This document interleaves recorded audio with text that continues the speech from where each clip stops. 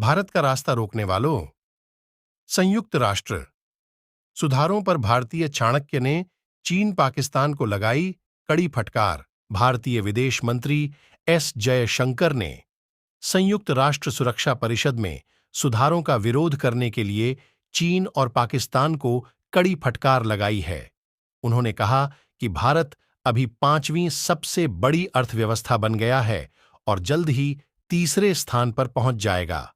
उन्होंने रूस से संबंधों पर भी बड़ा बयान दिया। संयुक्त राष्ट्र सुरक्षा परिषद में सुधारों की भारत लंबे समय से चली आ रही मांग को बार बार अनसुना किया जा रहा है।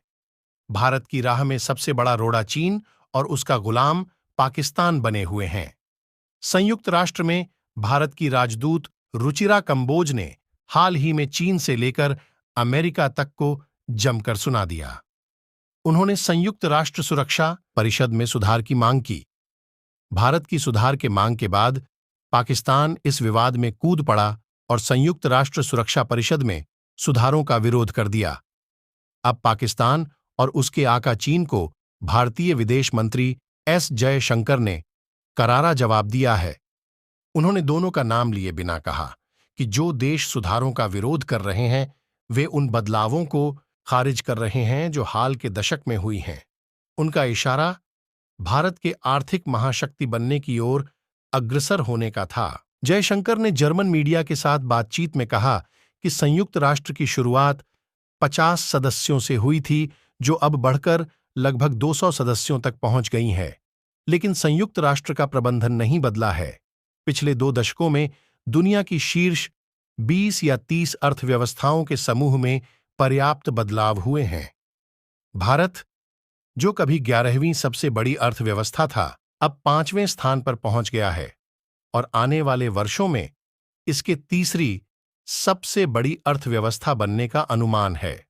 उन्होंने सुरक्षा परिषद में सुधारों में आ रही बाधा पर कहा कि कई देश सुधारों का विरोध कर रहे हैं और हाल के दशकों में हुए बदलावों को स्वीकार करने में विफल रहे हैं। रूस को बताया भारत का सच्चा दोस्त।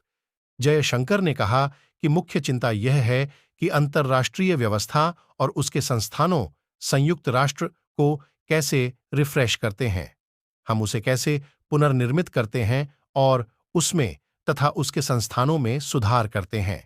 अंतर्राष्ट्रीय संगठनों को केवल उनके प्रदर्शन में सुधार करने के लिए कहना व्यर्थ है यदि उनके पास ऐसा करने की क्षमता नहीं है।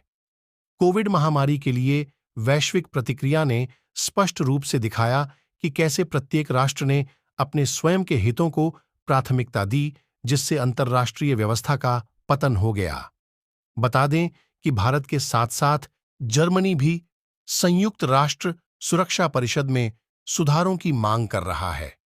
दोनों देशों ने मिलकर जी शोर गुट भी बनाया है। विश्लेषकों के मुताबिक चीन की कोशिश है कि किसी भी तरह से सुरक्षा परिषद में एशिया से वही स्थायी सदस्य बना रहे ताकि उसका दबदबा न केवल इस वैश्विक संगठन में बल्कि ग्लोबल साउथ के देशों में बना रहे।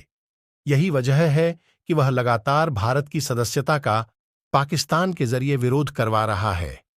यही नहीं, वह कुछ अन्य देशों को भी इसमें शामिल कर चुका है। वहीं भारतीय विदेश मंत्री ने रूस को लेकर पूछे एक सवाल के जवाब में कहा कि अगर हम स्वतंत्र भारत के इतिहास को देखें तो रूस ने हमारे हितों को कभी भी नुकसान नहीं पहुंचाया है। लाइक और सब्सक्राइब करें हमारे चैनल के हिस्ट्री द वर्ल्ड को।